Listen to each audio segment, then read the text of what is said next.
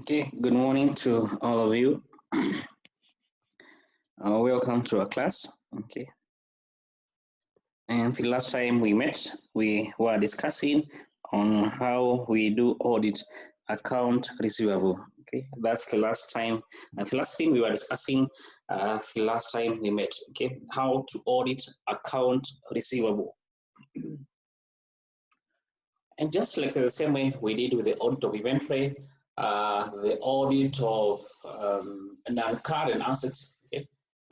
We say that when it comes to gathering the evidence, okay, as to you, okay, maybe testing, okay, the financial statement assertions, okay, we said you begin with those assertions, okay. That is the main thing you need to get note, okay, that you begin with those financial statement assertions, okay. Then from there you discuss, okay, what are the substantive audit procedures that I can carry out in order to assess as to whether there's any chance, okay, that that assertion is not correct, okay. And we did say that you can carry out both the substantive test or detail, okay, as well as the case of the substantive analytical procedure. Okay, so both of them are geared towards assessing as to whether there is any potential misstatement on the financial statement, okay, the financial statement assertion level, okay. And here we enter to discuss some of the procedure you can carry out, all the way from the assertions from occurrence, okay, all the way from just to check, okay, all the way from completeness, okay. We went and discussed on how you can use the account receivable age listing or aging listing, okay.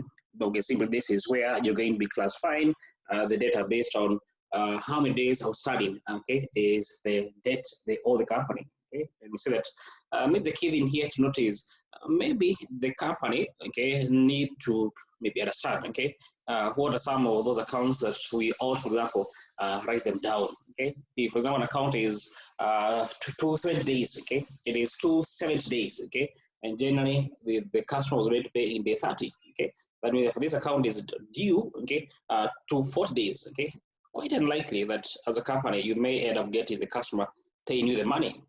Okay, so if that's the case, therefore, maybe as an auditor, you may want to reevaluate, okay, the company assumption regarding the bad and the doubtful debt, okay, by simply using the account receivable age listing, okay. We went ahead also did discuss, okay, on the procedure you can carry out when it comes to existence, okay, and we say one of the key procedure you can carry out is what we call the key procedure you can carry out is called the so-called the receivable confirmation, okay. This is what I want us to discuss today, okay, on the third party confirmation, okay. So simply you asking the customers of your client of your company, okay, to give you information regarding how much they owe the company, okay, if they have paid the company and the company is yet to record that receipt, okay. So you try to get as much information as possible from the customers of the company, okay, for the customer of the company, okay. We will discuss also on the rights and obligation, okay, and here is the key thing here we want to get note of is as to whether the company, okay, does have the right to the receipt of the information, okay. Does the company have the right to the receipt or to receive the information, okay, rights and obligation, okay. So don't get the receivable is an asset to the company, okay, it's part of the company current assets, but does the company have the right to receipt of any potential future cash flows that will come from a particular sale that was made on credit, okay. We had discussed on valuation, okay. On valuation, maybe one of the key things is about the chance that you may want to, or the company need to make, for example, provisions of the bad and doubtful debt. Okay, I think I've just mentioned that. Okay, you may want as an auditor to review as to whether the company has made adequate provisions, okay, on both the bad and the doubtful debts. Okay, because of course this will have an impact on the company or the value, okay, to be reported at the end of the day. Okay.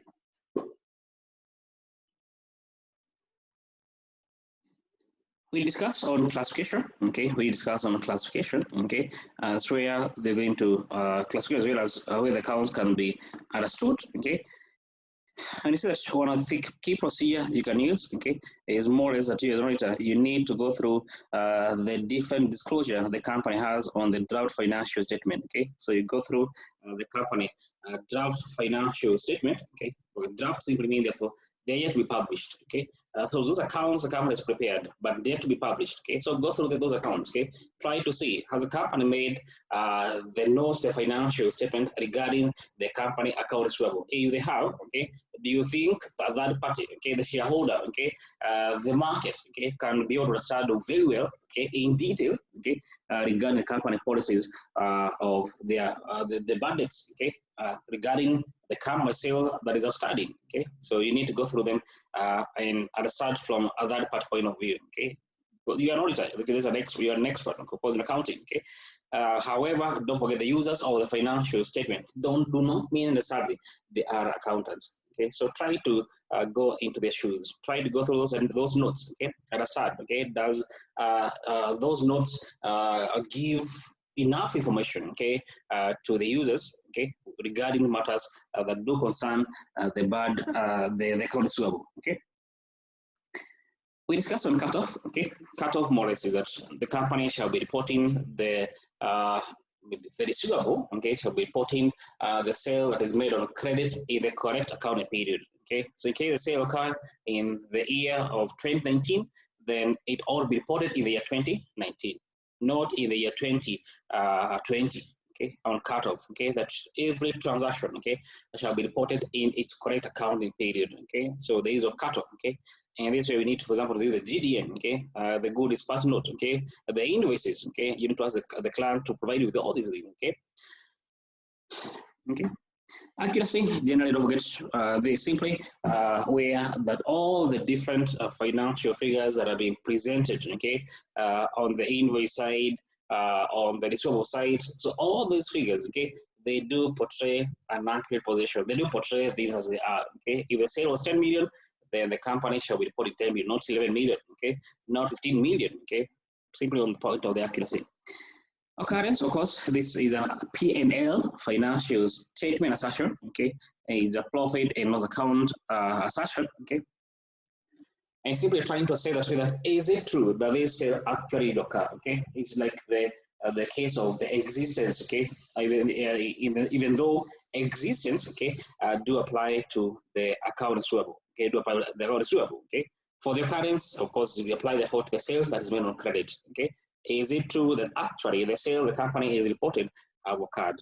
Are they fake? Are they fictitious? Or are they dummy sales? Okay, okay, that is what you want to assess in this particular case. Okay, on whether the sale actually did occur. Okay. As mentioned, today we shall discuss on this unique procedure, unique in the sense that it applies to account receivables only, okay, what we call the receivable confirmation, okay, and as we said, this is more towards proving as more towards, okay, about the existence, okay, but it's more towards the existence of the account receivable. Does it exist, okay, does this sale that is outstanding actually exist, okay, by you as an auditor asking the client, okay, to confirm balances, okay, to confirm the balances. So stock confirmation, if you remember, I think I gave you ISA 505, okay? So ISA 505 is a reference ISA, okay, on the receivable confirmation. The confirmation provides third party audit evidence about the amount of standing at the end of the year, okay? Amount of standing at the end of the year. If you remember when we were discussing on the quality of the audit evidence, okay, on the quality of the audit evidence, we need to say that as an auditor, okay, if you're going to obtain the audit evidence from a third party, then this is going to be the audit evidence that has the highest quality audit, okay, audit evidence, okay, it is one that has the highest quality, okay. With the apply, therefore, if it is possible that you can be able to obtain this evidence, okay, then go ahead and obtain it, okay, because it is of the highest quality, okay. Unless it is not possible, okay, for you to gather the evidence, okay, through the customer confirmation, through what we call data circularization. It's all referred to as the procedure, is all referred to as the data's, okay, data's circularization, okay, it's all the same term, okay.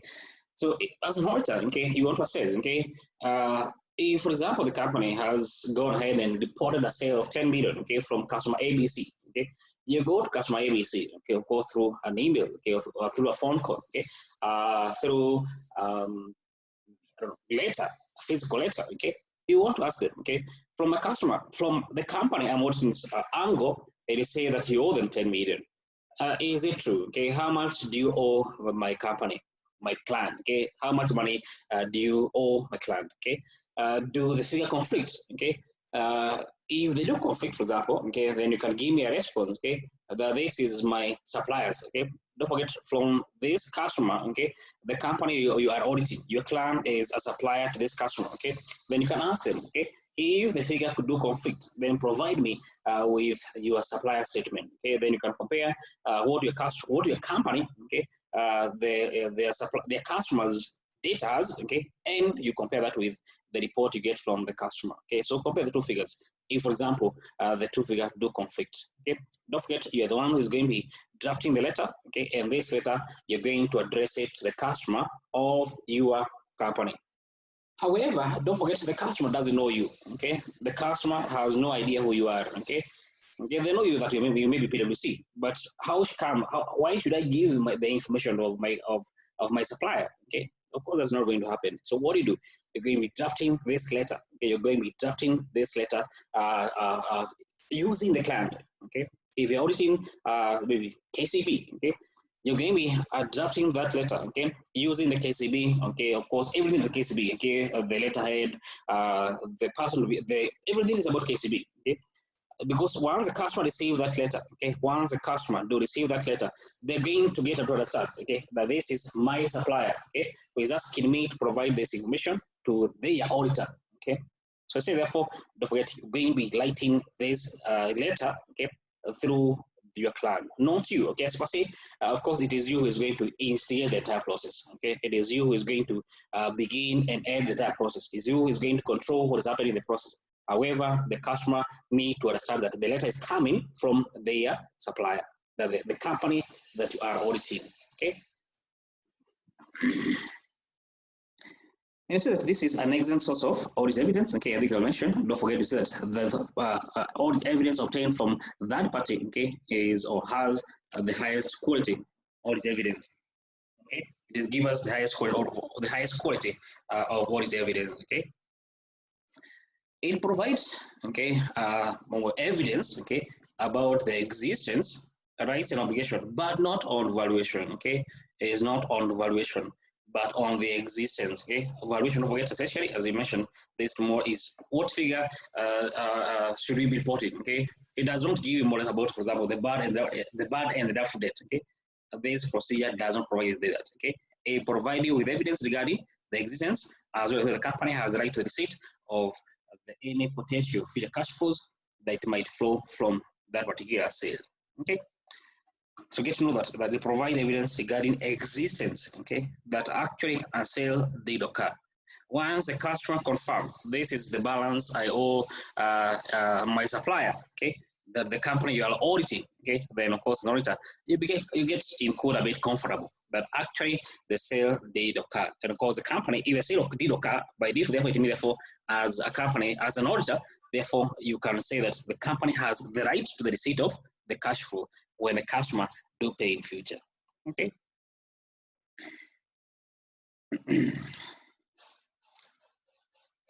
I hope that's all clear. Okay.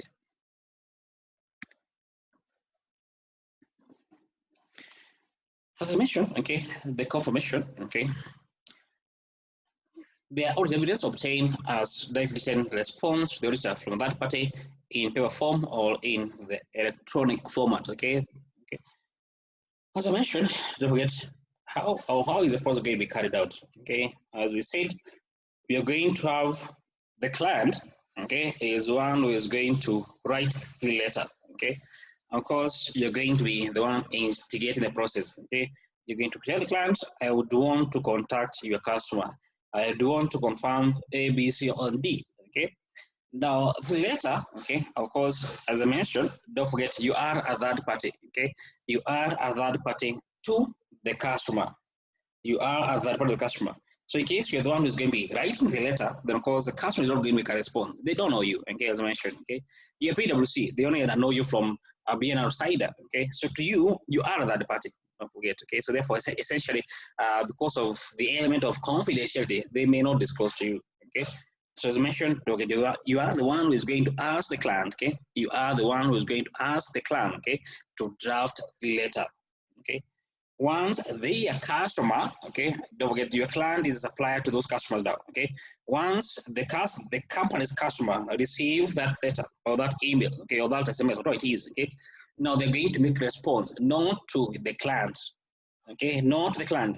The response is meant to be drafted, is meant to be sent to you as the auditor, okay.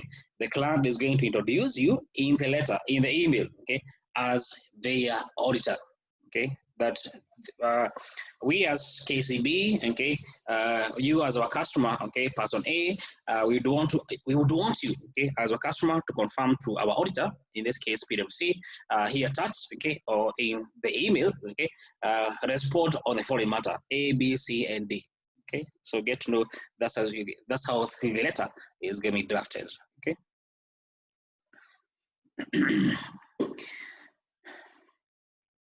So confirmation, okay, is essentially an act of the client, okay. It is the client who is going to initiate the process, okay, as I mentioned, okay. It is you who is going to be driving the process, but of course, it is the client who is going to be drafting this letter, for example, okay. Because it is the client alone who can authorize third party to divulge information to the auditor. As I mentioned, in this context, you as the auditor, you are a third party between the two relationship, okay, between the two people, okay, your company, your clients, okay, and the customer. You are a third party, and that's why we say that the client need to more or less like tell the customer, their customer, to disclose the information to you as their auditor. Okay, so it also requires the approval of the client. Okay. When it comes to the confirmation, okay, there are two methods, okay, that we can use. Okay, we'll call the positive, and you have the negative. Okay, we'll call the positive data circularization, and you have the negative data circularization, or positive receivable confirmation, or negative receivables confirmation. What's the difference with the two methods? Okay, what's the key difference between the two methods?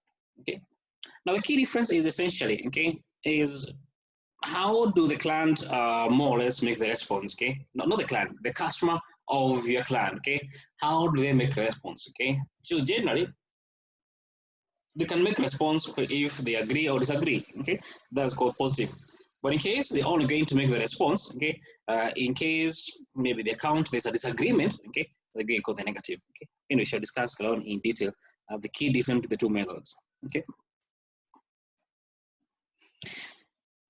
So what should I do if the client does not give permission to the confirmation? Okay, don't forget, you have mentioned that this process, okay, it is a client who is going to be drafting the letter. Okay, it is a client who is going to be draft the letter, and this letter is going to be addressed to the letter is going to be addressed to, okay, to the customer. Okay.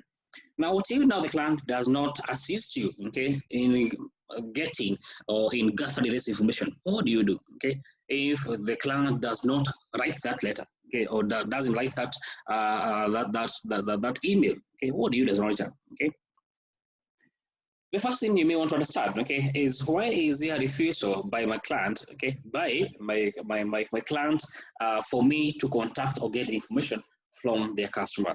Okay, why is the client more or less, okay, not wanting me as an auditor to contact their client? Okay, you may want to inquire for management. Okay, the reason behind their refusal, okay, to give you that permission. Okay, maybe it could be valid. Okay, if for example, assume that the client is the Department of Defense in Kenya. Okay, do you think the client do supply the DoD, okay, with some sort of I don't know, maybe some equipment? Okay, the client might not give information, okay, because some sort of information might be sensitive, okay, towards the security of a country. So in that case, therefore, the client might not give you that permission to contact, for example, the Department of Defense. Okay, if that's the case, therefore, as an auditor, okay, you may have to understand that the client of your company, Okay, the customer of your client, okay, is a bit sensitive. So therefore, in that case, therefore, you may have to use other means in order to obtain that audit evidence. Okay, just that example. But in case maybe there's no maybe valid reason, okay, as to why you cannot contact the customer of your client, okay, then of course you may have to you may construe, okay, that as a whole referred to as a scope limitation. Okay, you may construe it as a scope limitation. Okay, so you may need to understand. Okay, is it true that maybe could there be a chance that the client is trying to hide some sort of information? Okay, so try to understand maybe they're trying to maybe hide something from you as their auditor. Okay. Seek audit evidence about the validity and reasonableness of the reason of refusal. Okay, of course, that's the thing you just said. Okay, check as whether is the reason for the refusal valid. Okay, the client is saying they can't contact their customers. Okay, but why? Okay, is the reason they give me valid? Okay, okay. If it is not valid, then of course, again, as mentioned, you may take it as if the client is trying to block you, okay, from accessing that audit evidence. Okay, what we refer to as a scope limitation. Okay, the scope limitation. But if the reason is valid, then of course try to look for other means of trying to gather the same evidence, audit evidence. Okay, evaluate the implication of the refusal on the audit. Okay, we shall mention it alone. Okay, in maybe 2 or 3 topics to come. Okay, on what is the impact of this scope limitation. Okay, since the client has refused you to contact their customer, what does it imply regarding the audit? Okay, what opinion, okay, as an auditor, are you going to give to that set of financial accounts? Okay, to the account receivable. Okay, what sort of opinion are you going to give? Okay, does it have an impact? Okay, on you as the auditor? Okay, what's the implication of the refusal? Okay, as I mentioned, if it is not valid, okay, this refusal by your client, okay, can be referred to as a limitation of scope. Okay, limitation of scope. They're trying to curtail you carrying out your audit works on some certain sectors. Okay, or referred to as the scope limitation. Okay, we shall see on what is the impact of scope limitation on the final audit opinion in 2 or 3 topics to come. Then if you can't obtain the information, okay, of course, what do you do? Try to perform what we call alternative substantive procedure. Try to look, okay? Don't forget the main reason as to why you're trying to contact the customer of the company, okay, of your client, okay, is to assess on the existence, okay, the existence and rights and the obligation. So look for procedures, okay? No, this is not the only procedure, okay? It is one of the best procedure, but it is not the only procedure, okay?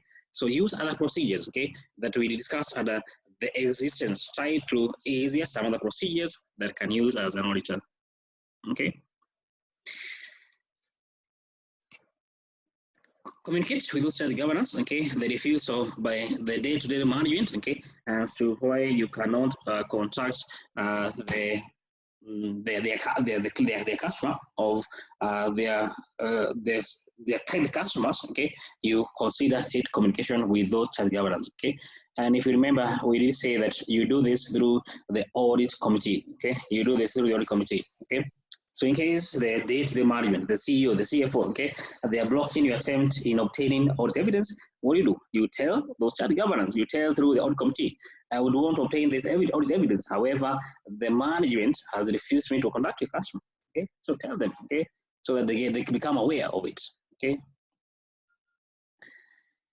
And of course, you may want to consider, okay, the implication that you have on your audit report. I think I've already mentioned that. Okay, you can even tell them, okay, on that letter, on the communication, okay, that if I would obtain this particular communication from your customer, then A, B, C, and D will happen. Okay, I'll qualify your accounts. I'll say your accounts. I'll give an opinion that your accounts don't present a true and a fair view. You tell them the implication of the refusal it will have on your final audit report.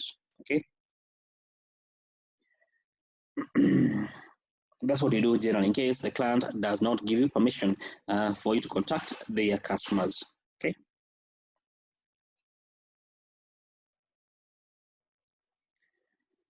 As you mentioned, okay, that generally we can have, or we do have the 2 types of confirmation. Okay, you call the positive, and we do have the negative confirmation. You have the positive, and you have the negative confirmation. And all the difference, okay, as I mentioned, the key difference between the two is that when do you expect the response? Okay, as the auditor, okay, I'll say that you are the one who is going to be guiding how the letter is going to be drafted, or that email, okay, the email from the customer, your company, okay, your client to the customer. You're the one who is going to guide that process, okay. And of course, one of the things that you must, okay, address in that letter, okay, is as per the accounts of your client, okay. This is what the books do say. The book say that customer ABC, you do all the company 10 million. Okay, it is going to be contained on the body of the letter you're drafting, or you're drafting through your clients. Okay, addressed to that customer. You owe 10 million. Now, if the customer do disagree with the balance, okay, if the customer do disagree with the balance, okay, of course, what do they do? Okay, they're meant to make a response. They're meant to make a response. Okay, so the customer can make a response that, as per the books you have sent me, okay, they say I owe 10 million. However, I only owe 9 million. I did pay 1 million a week ago. Okay, just for example. Okay, so in that case, therefore, there's a response that is going to be expected. Now, if the response is only expected, if the response from the customer is only expected, okay, if they disagree with the balance, okay, then that is what referred to as the negative confirmation, okay, the negative confirmation, okay. The response from the customer to the company is only expected if they do disagree with the balance. If the response is expected, whether they agree or disagree with the balance, okay, so the response is expected either way, okay, then that's referred to as the positive confirmation, okay.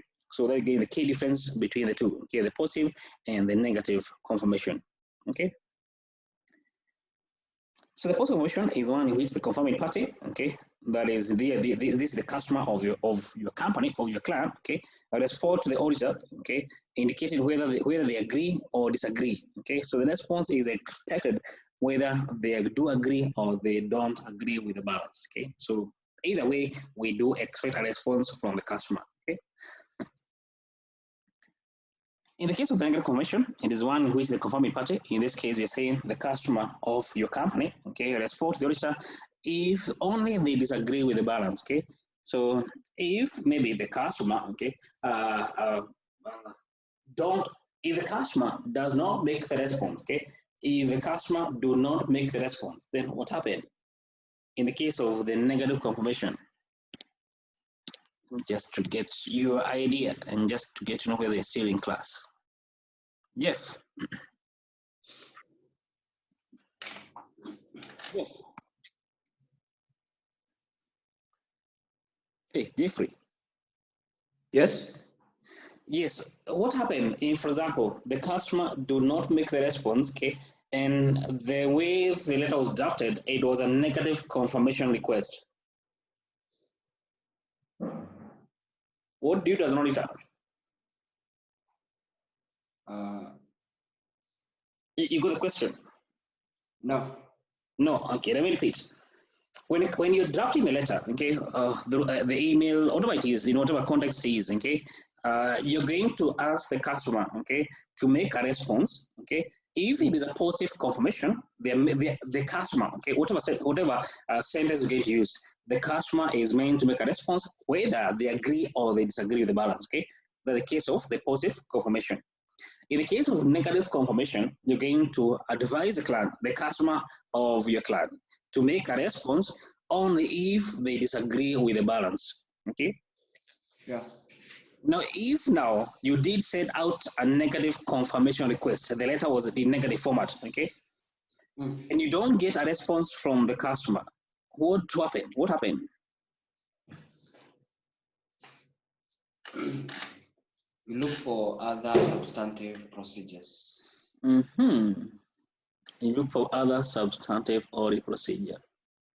Hmm. Okay. Okay. Okay. Let me take someone else. Okay, Jeff. But thank you, Jeff.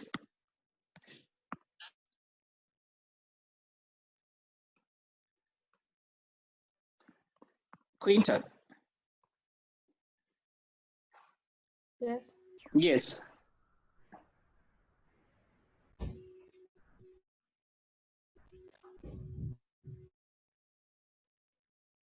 Quinta?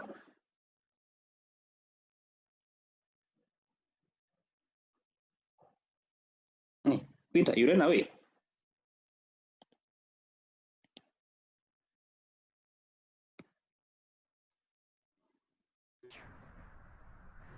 Yes, Quinta, we can hear you.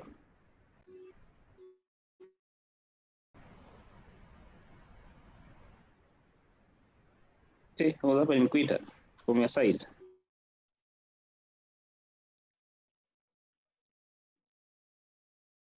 Hey, your voice is gone. Ashley?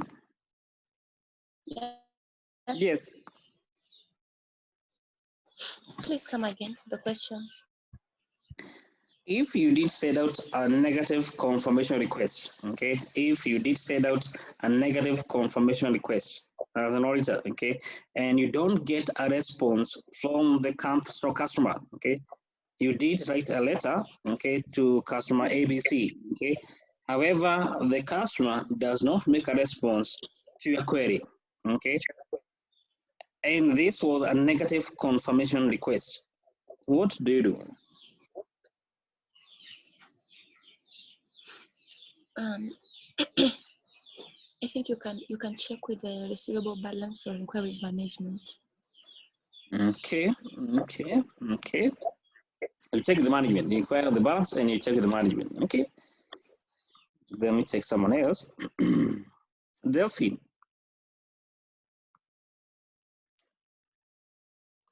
Delphine. Yes. Yes. Mm.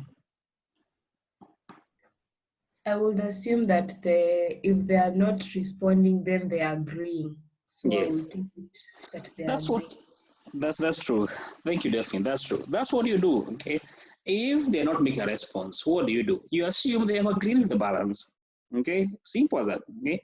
Look, this was a negative confirmation. The response was only expected if they do disagree with the balance. But if they don't respond, it means they agree with the balance. Okay. Okay, that's what it means. Okay. If they don't make the response, then of course that means therefore they do agree with the balance. But the response was only expected if they do disagree with the balance. If they don't make a response, it means they agree with the balance. Simple as that. Okay, that's the case of the negative confirmation. If you did use a positive confirmation, then okay, you don't assume that way because the response is expected whether or not they agree or disagree with the balance. Okay, but in case it was negative, then of course you go ahead and assume they do agree with the balance that you have put on the letter or on the email. Okay. Generally, let's make a comment here. Okay, positive method is generally preferred. Okay, positive is always a preferred method. Okay, it's always preferred. Okay, to use. Okay, because negative confirmation essentially, therefore, maybe you may assume, okay, that the customer do agree with the balance, but maybe they never received that letter. That is, it can happen, okay. Because in case, for example, your time limit, okay, time limited quote, okay, you did expect the response within a week, okay, and the customer does not receive the letter within that week, which means therefore you don't get the response. What do? You assumed they did agree with the balance. In reality, they didn't receive the letter. Okay, that's why generally we don't prefer to use the negative confirmation. Okay, however, there's some conditions that need to be put in place. Okay, for you to use the negative confirmation. Okay, what must exist first? Okay, the following must exist before you use the negative confirmation. Okay, one of them is that the risk of misstatement must be very low. Okay, if you did remember when we were discussing on the audit risk model, okay, on the audit risk model, okay, generally when it comes to the account receivable of this company, okay, both inherent risk and the control risk need to be very low. The chance of misstatement, okay, don't forget this is about the control risk and the inherent risk, okay. The internal control system does do surround the sale on credit need to be very tight. Okay? The control need to be working. Okay, don't forget you already done the test of control because these are tests of detail, and you did do the test of control during the interim audit. So you have already the result. Okay, of how effective your client internal control systems are working. You have done already assessment of your client risk of material misstatement. So if the client has high risk, then you cannot use this method. Okay. So the risk will be very minimal. Okay. And how do you know the risk is due to be low? From the result of your audit risk assessment. Okay. We I think we already discussed. Okay. The audit has obtained sufficient appropriate audit evidence, okay, on the, I think I already mentioned this, on how effective the controls are, okay. You already assessed how effective the control system of the client, okay. It means the internal control, okay, or simply the control risk is very minimal, okay. The control risk, okay, and of course here also the inherent risk is very low, okay. So the two combined plus the control risk here, it's very minimal. Okay.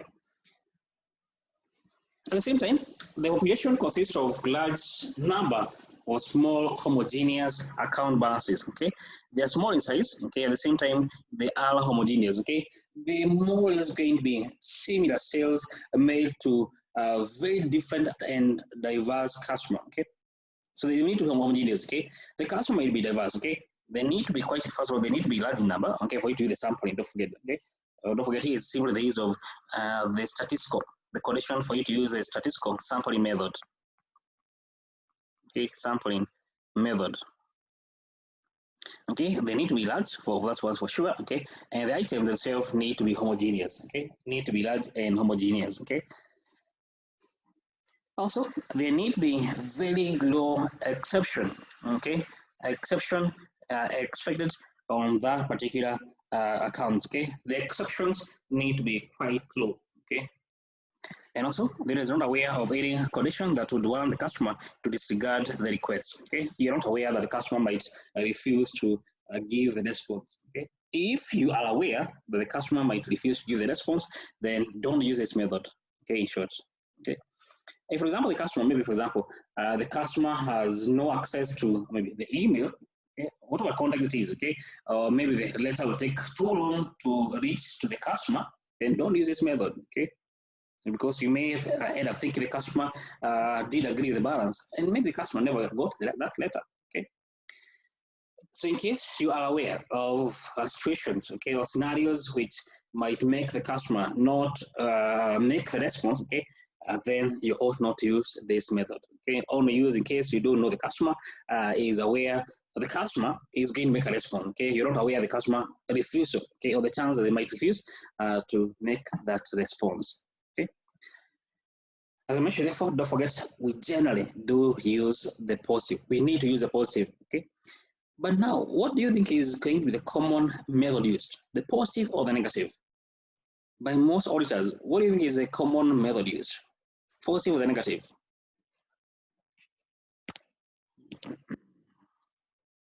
Karen. Yes, Karen.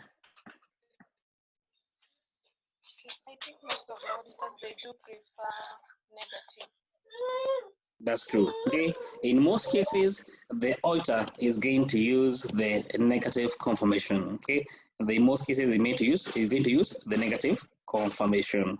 Okay.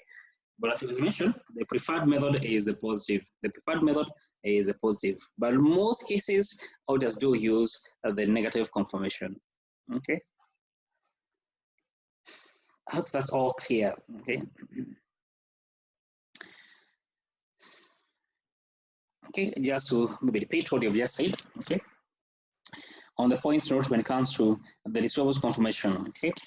First, the letter, don't forget, you just say in the letter, it can be an email, okay, whatever it is, okay, is normally preferred, is not prepared by the client staff on the client letterhead. I think I said this already, okay, and signed by the client. Why do you need this, okay? Because don't forget, you are a third party. You are a third party to the customer of the company, okay? You are the third party. That's why you do need to get the permission. Okay, and how do the customer knows that you have the permission? Is by them getting a letter from their supplier, okay, or the company that you are auditing. Okay, you're not the one to prepare, but the one who is going to guide that process. Okay, that's the key difference. The auditor must maintain strict control over this process. okay, must maintain strict control on this process to mitigate the risk of fraudulent manipulation. Okay, I think we didn't mention it. You have to maintain control of the process. Okay, now you're the one who want you want the response. Okay, you are the one who trying to assess on whether those accounts receivable do exist. Okay, so what do? You need to maintain the entire process. Look at here. If, for example, one of the sales that you did capture during your sampling, okay, during the sampling, don't forget, you're not going to write this letter to the entire group of customers, okay. You're going to carry out all this sampling also here, okay. So if the one of the customer, okay, that you did pick, okay, during the audit sampling process, okay, is a company maybe owned by the CEO, for example, okay, just an example. I'm trying just to give an example, okay. The customer that you're going to draft the letter to, okay, is owned by the CEO, okay, and of course the CEOs know what's happening, okay, he knows that you're trying to do the confirmation, okay. If we don't maintain control of the process, of course you're going to ensure that if it's a negative, if for example it was a negative confirmation, then of course the CEO is going to ensure that that letter they may not make the response, okay. So as an auditor, therefore, okay, even when you do get the response, even if maybe, for example, it's not the CEO, okay, who is the one who is carrying out, or maybe, okay, if you remember, we discussed on one of the fraud that can occur here, okay, they call the so-called short banking, okay, or teaming and grading, okay, short banking or teaming and grading, okay, we see it's one of the fraud that can occur. If that fraud, okay, is happening in the company, okay, if there's teaming and grading happening in the company, and the person in charge of the account receivable, the accountant for the receivable, okay, is one who is behind the fraud. And they know, okay, that once you get the response from the customer, okay, if, for example, the customer did pay, let me just explain well here, okay, by the use of my whiteboard here, okay. Okay, if, for example, as an auditor, okay, you draft the letter, okay, as per the company record, okay, as per the company records, okay, the account balance is $10 million, okay. However, the customer, okay, from the customer's side, okay, the account balance is, let's say, 5 million. Why? Because the customer has already paid, okay, 5 million, and this 5 million cash, okay, has been defrauded from the company, okay, by who? By the accountant or the receivables accountant, okay, by the receivables accountant, okay. Now, if the receivables accountant do get to know that you have written the letter, okay, to the customer, and they know in case you get the response, you're going to try to unearth why do we have material difference between the two figures. What do? If they're going to get that response, of course, first they are going to not ensure you never get your hands on that response, okay? Because in case you do, then of course you're going to have an issue. You may end up unearthing the fraud, okay? That's what it says, as much as possible, you are the one who is going to have very strict control regarding the response you're going to be receiving from the customer. And actually, in the letter, in the email, you're going to say to the customer, okay, we have said that ensure that the response is addressed to you as the auditor. The client is one who is going to write the letter to the customer, but the customer is meant to make the response to you as the auditor. So this needs to be very clear in that letter. It needs to be very clear in that letter. The response is not meant to be sent to your client. The response is meant to be sent to you as the auditor. So maintain very strict control. At the same time, okay, when it comes to the letter being sent out, okay, assume there's a physical letter that is being sent out, okay, fraud might occur there, okay. If, for example, this accountant, okay, do know that one of the customer, okay, they know that one of the customer, okay, that you want to send out there too, okay, there's a fraud there, okay, what do? They may want to ensure that that letter never reaches the customer. So they don't send out that letter with the other customer, okay? As they make the response, as they do send out the letter to the other customer, they may withhold that letter, okay? Therefore, as an auditor, any letter that was not sent out, okay, need to be in your hand, okay. It is you who is meant to maybe discuss with the client, okay, or get to know, okay, why was this letter not sent out to the customer, okay. You may want to get to understand it very well, okay.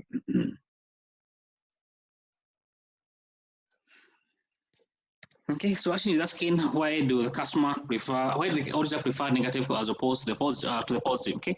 For the case of positive, don't forget, for the positive, you need to get the response, whether they do agree or disagree with the balance. So you must get the response, okay? In either way, in short, you must get the response, okay? In the case of the negative confirmation, okay, don't forget the response is only expected if they do disagree with the balance. So the response is essentially therefore, okay, in most cases, okay, we can't say because of, in quote guys, because of the auditor laziness, okay, they do prefer to use negative. Why? Because for the negative, if they don't get the response, what do? They assume that you agree with the balance, okay? Maybe you may not have enough time, okay? So those audit procedure like this one, okay, that is a bit more time consuming, okay? So you may want to do them maybe, okay, after the year has come to it, in advance models if possible, okay? It might not be possible to do it during the interim, okay? But however, you need to give yourself at least 1 month period, okay, when it comes to carry the procedure, because for the positive confirmation, you must get the response, okay, from the customer, okay. It is not a must to get from all of them, but essentially, the response is expected whether they agree or disagree with the balance.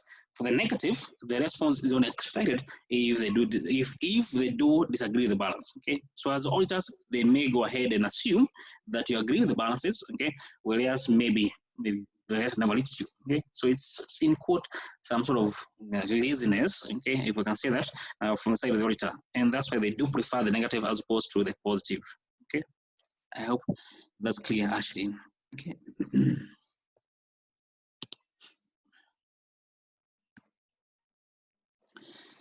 Now, a copy of statement is included in the letter. Okay, of course, as you draft the letter, of course, you're going to be attaching it with the response. You're going to be attaching it with the letter. Okay, so you're going to tell the client, the customer of your client, okay, that kindly confirm the following balances A, B, C, and D, and attached is a copy of the customer's account balances. Okay, so in short, you're going to be having like the, in a case here, for example, the school fee statement. I guess these are the okay. You must be having a statement for the school fees. Okay, so the same thing going to happen. Okay, you as an auditor, you're going to be having the letter. Okay, and that letter you do attach this customer statement. Okay, the customer statement just like the school fees. Okay, the school fees statement that normally you can get yourself from the university. Okay, so you do set that letter together with that supplier statement. Okay, so that the customer can get to know. Okay, as they go through the statement, if, for example, they didn't make a payment, okay, which was never recorded, they can be able to pinpoint. Okay, they can say on 1st of June I made a payment, but as per the statement I have here, the payment does not reflect on the customer side. Okay, that's why you do include a copy of the supplier statement. You do include a copy of the customer statement on the letter. Okay. The customer, I think I already mentioned, must send a response or the replies to the auditor, not to the company. Okay, to the auditor. Okay, not to the company, to the auditor. Okay, on a prepaid envelope. Okay, so in case it's a physical letter. Okay, in case a physical letter. Okay, then of course that envelope needs to be prepaid. You pay for their postage fee. Okay, you pay for the customer postage fee. Okay, because you want to ensure that you don't want to get a reason as to why the customer don't want to respond. Okay, one of the reasons could be in case the fee for postage is quite high. Okay, the customer might not gain from this process. Okay, they may not be having any financial gain from the process. That's why you want to ensure that it makes the process as easy as possible for them. Okay, including a letter, okay, an envelope with the fee already paid for, the postage fee paid for it. Okay, you don't want to give them a reason as why they should not make a response. Okay, because the fee to them is an expense. Why should I incur an expense? And it's not going to benefit me financially. Okay, that might be the reason from the customer side. So therefore, what do? You ensure you prepay that envelope. Okay. Any of the letter that is undelivered don't forget, it is you to ensure you do have the cards ready to them. Okay, and of course you follow up as to the reasons why maybe they were never sent out. Okay, I think I already mentioned. Okay, if there's fraud, okay, just repeat.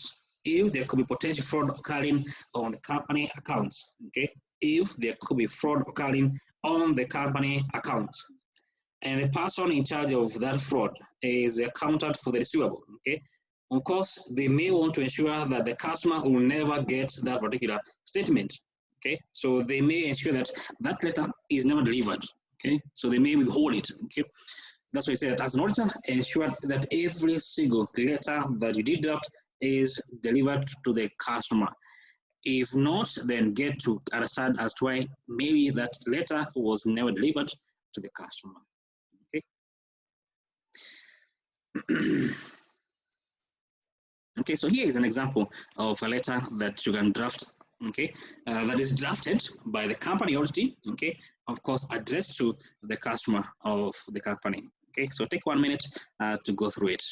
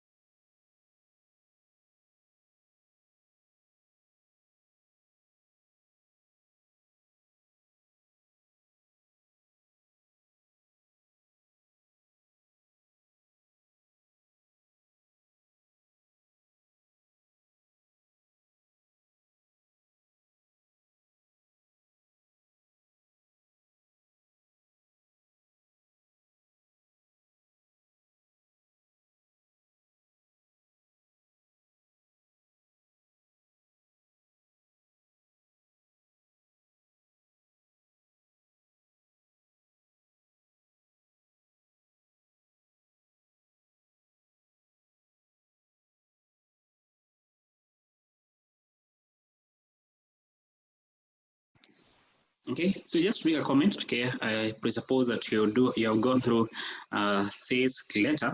Okay, as you can see, it is the company you are auditing, okay, that is drafting the letter. Okay, it is not you who is writing down the letter. Of course, you're the one who is going to take control of the entire process. But don't forget, it is your client who is going to be writing this letter. Okay.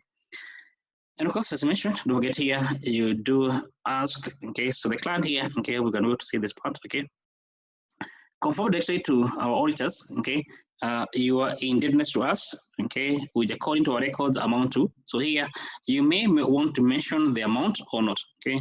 Hope you can see where my cursor is, okay. So you may want to mention the amount, okay, the amount of from the records of the company. What's the amount that the company owes? The customer owes the company, okay. You can include the amount in the letter, okay. You can include the amount in the letter, okay. If the above amount is in agreement with the records, the cost please sign in the space provided. Okay, so in case they do agree with the balance that you have mentioned above, okay, then the customer is meant to make a response. Okay, by saying that agree that yes, the balance is okay. Okay, I agree with the balance. Okay. If the balance is not in agreement, okay, then of course you ask them. Okay, then provide for me the amounts. Okay, as for your records, and if possible, same time also do provide with me your supplier statement. Okay, don't forget the company you are auditing is a supplier, the customer. So ask them include a supplier statement on the letter. Okay, to see or for I as the auditor to understand why there might be differences between the balances. Now, question here. Okay. Wasn't talked. Let me check. Emma. Yes. This letter, is it positive, is it negative? Positive. Okay, this is a positive confirmation letter. This is a positive confirmation letter. Okay. Yes, so where's David? David.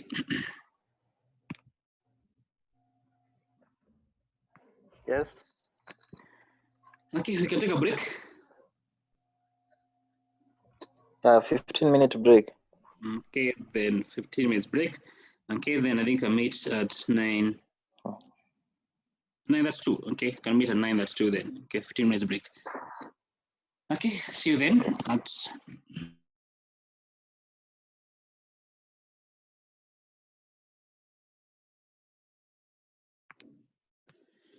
okay, welcome back for our second session. So we were discussing on how do we audit or how do we carry out the confirmation, the receivable confirmation, the so-called the data circularization. Okay, the data circularization. Okay. Now, what do we do? Okay, when it comes to picking up the sample, okay, you say that of course you're not going to audit every single client. Okay, that is not every single customer of your client. Okay, that is not going to be possible, especially in case the client has very many customers. Okay, that might not be possible. Okay, so therefore, what do? You take a sample. Okay, so you have to apply audit sampling in this context. Therefore, okay. Now, which customer do you look for when it comes to deciding on the sample? Which customer do you look for? Some of the customers that you may want, okay, you should include, okay, in the sample, for example, old and unpaid accounts, okay.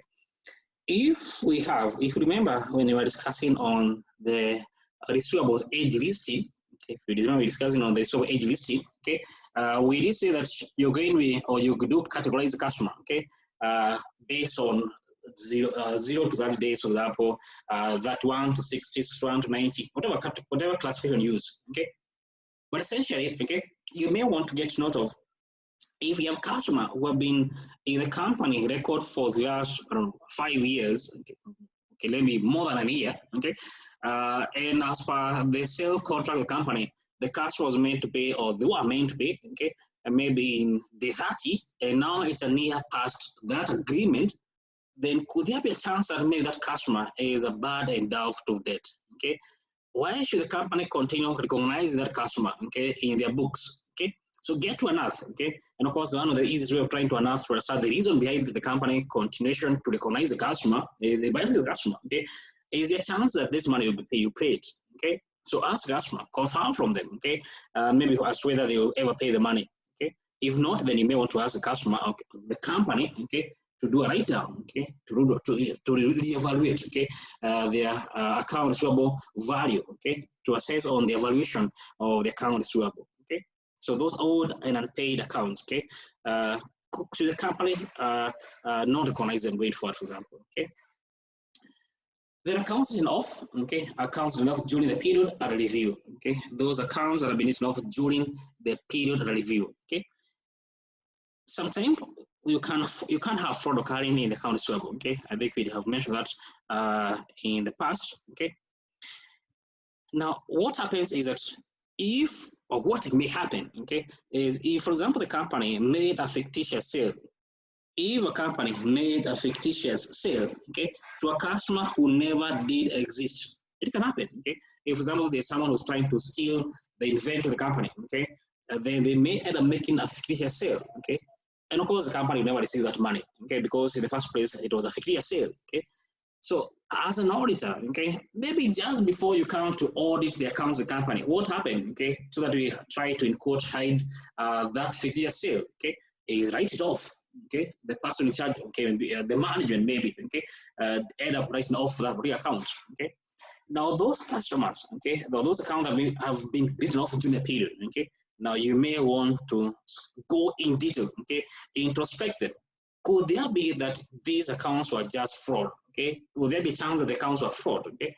Then that's why they've been written off just before the review, okay? Especially those accounts that have been written off just at the what we call the fourth quarter, okay? We have what we call first quarter of the company, okay? January, March, we have April, we have June, July, September. So in case you have accounts, for example, that have been written off just before the year account are closed, then those are the accounts that you have to be quite careful as an auditor, okay? There could be chances that maybe those accounts written off, okay, were in the first place pure frauds. Okay, so get to have them as part and parcel of the sample you're going to be writing the letter to. Okay. Then accounts with credit balance, in short, those cases where the customer has overpaid. Okay, it could be happen, the customer is overpaid, okay, but just get to know, okay, in conventional cases, the customer will never overpay. In conventional cases, okay, quite likely, okay, I don't know, but maybe I don't think you pay for the next semester. You've already paid for the next semester, quite unlikely, okay. But maybe we have customer who overpay, okay, then you may want to understand whether is that true that you overpaid for it, okay. Then account settled by around some payment. Okay, account settled by around some payment. What is around some payment? Let me just to get it from you. What you mean by around some payment? Kami. Yes. Yes. What does around some payment imply? The large amount of money. Sorry. A large amount of money. A large amount of money. Have they overpaid or what? Does it mean they have overpaid or what? I'm not sure. Okay, and you have an idea. You have an idea. Let me someone to define your idea. Yes, David. David.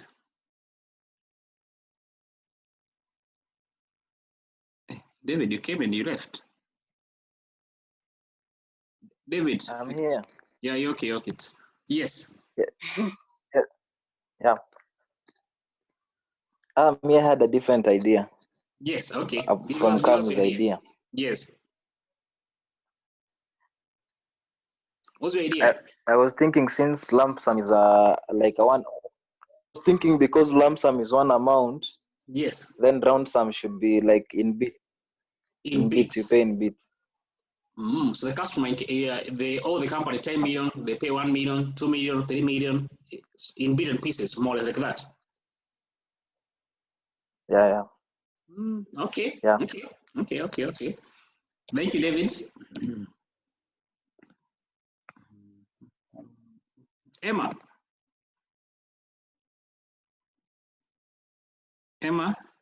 Yes. Yes. What do you think is around some payment? I think it's maybe what David says, though I'm not sure. Oh, so you okay. Okay. Let me take someone else who could have a different idea, maybe. Delphine.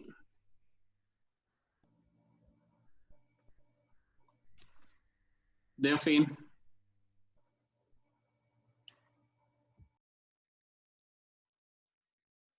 Delphine, you ran away also. Yeah. Yes, Delphine.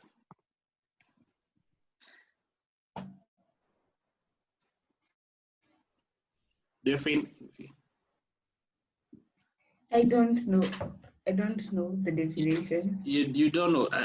I wanted to guess, but anyway, okay. Let me check. Kami. Can I say a round figure? A round figure. What do you mean by that? Let's say the client was supposed to pay 69,000 instead and 70,000. Oh, the customer was meant to pay 60, then they pay 70. No, it's like a round figure instead of paying the small shillings. Oh, so they go to the nearest. Okay. An idea. Okay. It's not an idea, but that's going to result to essentially towards what we call accounts with credit balances, where the customer has maybe overpaid. Okay? Anyway, let me just try for you. Now, around some payments, what happens is that we have, let me just illustrate, okay? We have my board here. So for example, on 1st of June, okay, maybe 1st of June, so we made a sale, okay, and the sale is 20 million. Then on 5th of June, okay, maybe before, a month later. So let me actually, so 1st of June, we made a sale, and the agreement is the customer is meant to pay in day 30, Okay, so this is the trade credit day. Okay, this is a trade receivable days. Okay, so the customer is going to pay in day 30. However, the customer does not pay on, let's say, 1st of June. Okay, 1st of June is when we are expecting them to pay. Okay, they didn't pay. However, on 5th of July, okay, the company make a sale to the same customer. Okay, let's say 10 million. Okay, there's a sale that has just been made. Okay, however, don't forget the other sale is still outstanding, and the company goes ahead and make a sale. Assume that the agreement is that the customer is meant to pay that days later. Okay, therefore, this account is due on, let's say, on 5th of August. Okay, on 10th of August, the customer make another purchase. Okay, without having paid the accounts that was due on the month of July, the account was due in the month of August. So don't forget, there are two accounts are due already. Okay, but the company is still making sales to this customer. Okay. Assume they make a sale on the 10th of August, okay? A sale, for example, of 6 million, okay? Here's an example. This account now is going to be due a month later, okay? So it's going to be due, for example, on the 10th of September, okay? Now, this customer, they do pay the sales, the 6 million, the 10 million, and the 20 million on the 10th of September, all of it combined, okay? So they pay 20 plus 10 plus 6, so they pay the 6 million combined. This is what referred to as around some payment, okay? That there's going to be a payment, okay, for, okay, in quotes, a batch of invoices, okay? So the customer is not going to, it does not, in quote, pay for invoice 1, invoice 2, invoice 3, invoice separately, okay? So it's like they are going to combine all those invoices and pay the company one off, okay? That's called without some payment, okay? I hope it's clear, okay? Now, this is going to be an issue, okay? There may be, okay, it may be an indication. It does not mean that it's fraud, but it could be an indication of teaming and leading. It could be an indication of teaming and leading, okay? Where maybe this particular person who is in charge of account receivable, what do? Okay, they use that the customer have already paid on the maybe they have paid already on the first of August or July already. They took the money and now they use that money. Then to ensure that the balance doesn't go too high, then they pay at the end of the month of September. Okay, after use that money for quite some time. Okay, it could be fraud. It does not mean it's fraud. Okay, and that's why we want to include it in our analysis. Okay, we want to include this in our analysis too, so that we can go to unearth. Could there be some potential fraud occurring here? Could there be some teaming and leading, okay, or short banking occurring in this particular account? Okay. The cost allowed some payment accounts with allowed some payment. Okay, is a one off payment. Okay, for a series of invoices. Okay, I hope it's clear. Okay, so this is what we refer to as the allowed some payment. Okay, the 6 million used to pay for a series of invoices. Okay, the 20 million, the 10 million, and the 6 million. Even though each one of them was a distinct sale due on different dates.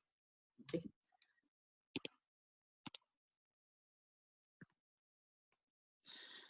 Then you have account with nil balances, okay? Accounts that have nil balances, okay? And especially in case those cases where this customer has always been buying goods on credit, okay? If we can go to track the history of the customer, this customer always buy goods on credit. But by the end of the year, this customer seems to have a nil balance, okay? Maybe you may want to discuss why that is the case, okay? Get to know from the customer, okay? Accounts we have been paid by the date of examination, okay? I think I already mentioned, okay? Those accounts that have just been paid, okay? Maybe if the person, if it's a fraudster, okay? If it's a fraudster, okay? And they know that the auditor is coming over to audit the account receivable, okay? And they know they have used that money, okay? They know they have been used that money. What do they do, okay? So they to try to hide in court, okay? Of course, they're going to ensure that they do pay the accounts, okay, on time, okay? So those accounts that have been paid, okay, as I mentioned, just before the close of the year, okay? Those are the accounts you have to be quite careful, okay? Maybe there could be fraud occurring there, okay? They include them as part and parcel of your sample, okay? Okay, this was a question the examiner asked some time ago, okay? Now, when it comes to picking the sample, we are going to include in our data schedulation, okay? What do we look for? Okay, well, what accounts should we include? Okay, we shall go through the question bank to see that question. Okay. Now, actually, let's look for it. Okay, let's go through the question bank, because I think the time examiner asks that question. When it comes to the securitization, okay, what criteria do we use, okay? When choosing the customer, we are going to send out the letter to. Okay, so I'm going through the question bank because I remember your examiner had asked that question.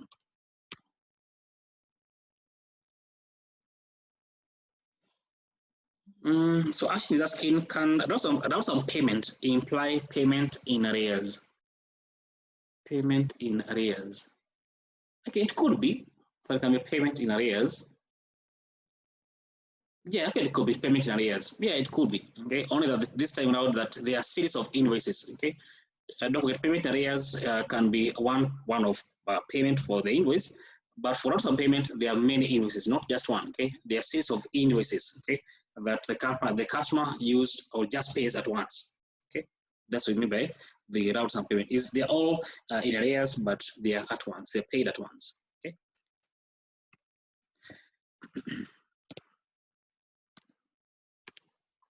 If we check on December 2009,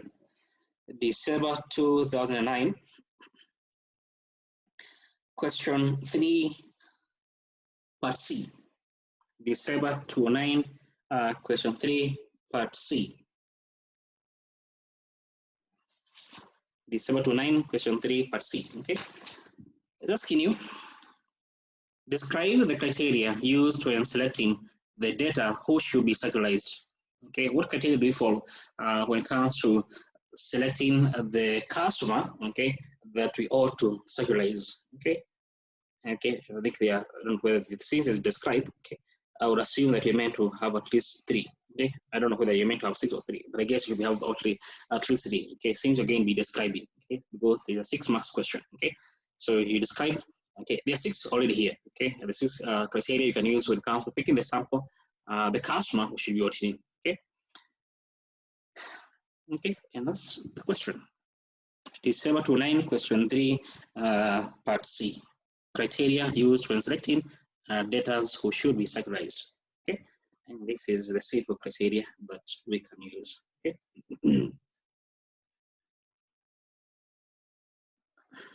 Hope it's very clear.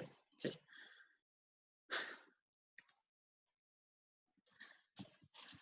Now, what should the auditor do in case the reply is not received? Okay. Assume that we did use positive confirmation. Okay.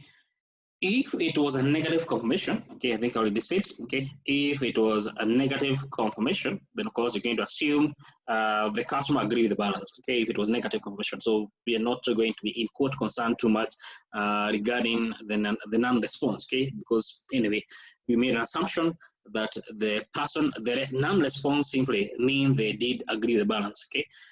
If it was a positive confirmation, the non-response becomes therefore an issue. And that's why we said generally, therefore, as an auditor, they may prefer the negative as opposed to the negative, the positive. Because in the case of non-response, response in the positive, then you must try to understand why did we not have a response. Okay. If you don't get a response, okay. So non-response is a failure of the confirming party to respond or fully respond to a positive confirming request or a confirming request returned and delivered. Okay, doesn't be a non-response. Either the customer, okay, does not make a response to your inquiry. Okay, they receive the letter. Maybe they don't, or maybe they don't receive the letter. However, they don't make the response. Okay, the customer don't make a response regarding your inquiry. Okay, or maybe a case where maybe the letter was never delivered. Okay. I think the address there was an issue with the address you did put on the letter on the envelope. Okay, so all this is called an non-response. Okay, a failure of the confirming party to respond, or maybe a case where the letter was never delivered in the first place. Okay, don't forget, as I mentioned, this must be a positive confirmation case. Okay, because if it is negative, then we assume they agreed with the balance. Don't forget. Okay. Auditor's notice, therefore, okay, it implies, therefore, as an auditor, okay, it means one of your highest quality audit evidence is not available, okay, and the third party confirmation. Now, what do? An auditor, of course, you're going to use other procedures. You need to use other procedures, okay, okay. So, generally, in case you cannot get a response from the customer, then of course you have to look at could there be some other alternative procedures I can carry out an auditor to confirm on the existence and as well as the rights and the obligation? Okay, so in case it is not possible to get the response, okay, maybe before you in quote give up, what do? Okay, you can, for example, send additional confirmation request to the customer. Okay, send an email. Okay, case an email. Okay, trying to make a reminder. Try to remind the customer, hey, I made an inquiry on this particular matter. Okay, if you don't mind, could you make a response to it? Okay, so you can send reminders, for example. Okay, extra confirmation. Okay, if possible, even call them. Okay, request them to make a response to your email, to make a response to your letter. Okay, if it's possible. If not possible, then try to look for other audit evidence sources. Okay, use other procedures to gather the same evidence. Okay, don't forget the reason why we were using the confirmation is to ascertain on existence and the rights and the obligations. Okay, so the other procedure you can use, then use them. Okay, because this one has seemed to be not bearing fruit. Okay.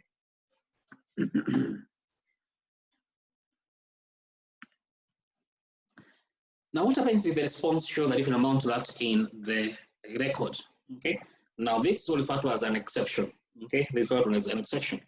From the accounts of the company, okay, from the accounts of the company, the balance is 10 million. Okay, I think I did show here.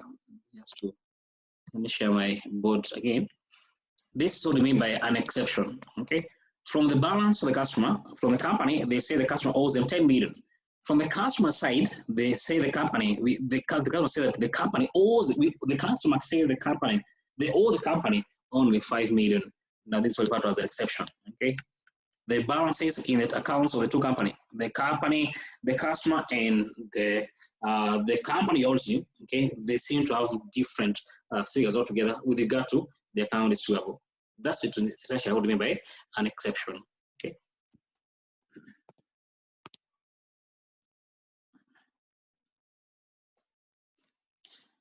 So an exception is a response that shows a different balance, a difference between the information requested to be confirmed or contained in the records of the company and the information provided by the confirming party. Okay, the two give us a set of different information. Okay, so the customer confirming the balance. Okay, the balance from the customer side, it is 5 million. The balance as for the company side is 10 million. Then the two figures seem to sort of clash. Okay, in that case, therefore, you need to, as an auditor, try to identify why do we have these exceptions. Okay, you need to carry a further audit procedure on the matter.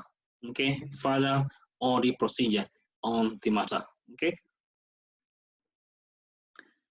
Now, what could lead to exception? Okay, to case here, for example, okay, to a case where from the company side it is 10 million, from the customer side it's 5 million. What could lead to that difference?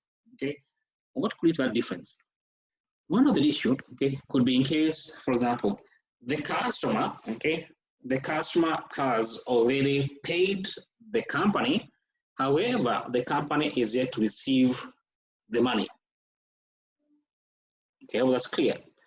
If, for example, the customer do maybe write a check, okay, and the check is yet to be delivered to the customer, to the company, of course, from the customer's angle, the check has already been drawn, okay, that implies, therefore, they are already paid, okay, the balance is lower by 5 million, for example. However, the company is yet to receive, or maybe the bank, the company did the bank, okay, or maybe there's an issue, okay, there's delay in the delivery of that check.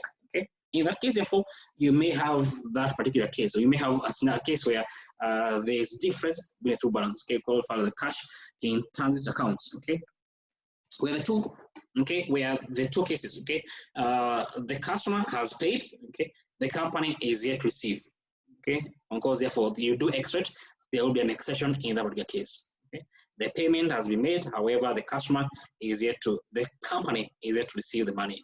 Okay. Of course, you have got net of balances, okay, the net of balances.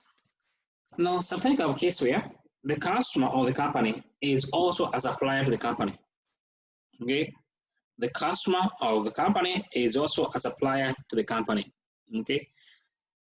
We have a case here, for example, okay, you have a student and at the same time they are an employee. So, of course, in case, okay, I don't know, I'm trying to make a wild guess here, okay? These students pay a school fees, okay? And of course, maybe the school does pay the student, okay? But instead of the student paying the school, they can agree, okay? I'll just be paying net of the balance, okay? If the school fees is 10,000, okay, and I pay 15,000, I won't be paying 15,000. I'll be paying 5,000. The 10,000 goes towards your school fees, okay? Just an example, okay? In that case, therefore, you may end up having difference between the balance with the two customer, okay? Where if the customer is also a supplier, okay, maybe the company does netting off. However, from this customer side, they don't do the netting off. Okay, so they have the supplier's account is quite independent from their customer's account. Okay, so then they don't do the netting off. Okay, but the company does the netting off. Okay, of course, therefore, you may end up having those differences occurring. Okay, you may end up having differences occurring in the case of the netting off balances. Okay, occurs where a customer is a supplier. Okay. Then of course there could be fraud, okay? Of course there could be fraud that can be occurring. Okay, I think you did mention this, okay?